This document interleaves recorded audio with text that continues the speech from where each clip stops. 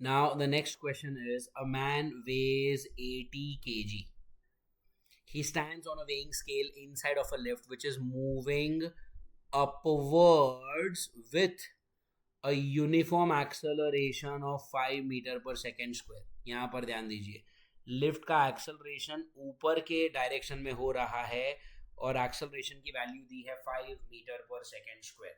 And we know that whenever there is an upward acceleration, g effective is g plus a.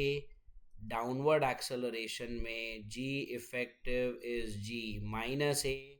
और जब भी acceleration zero होता है g effective is just g. Now in this question आपसे पूछा है what would be the reading on the scale.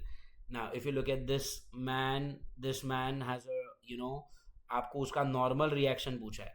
तो normal reaction का एक्चुअल फॉर्मूला क्या होता है? m times g effective. Correct. The formula is n times g effective.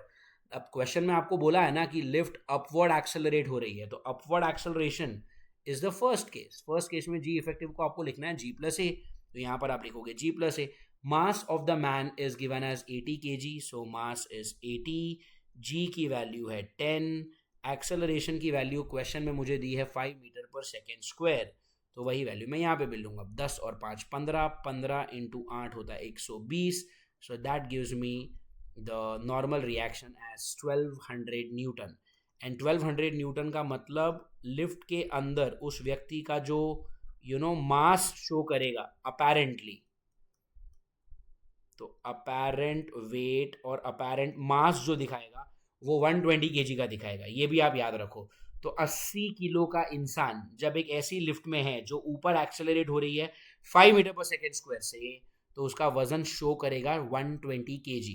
However यहाँ पर हमें फोर्स के फॉर्म में पूछा है, तो हम लिखेंगे 1200 न्यूटन. ऑप्शन डी और option 4. I hope you understood this question class. Thank you.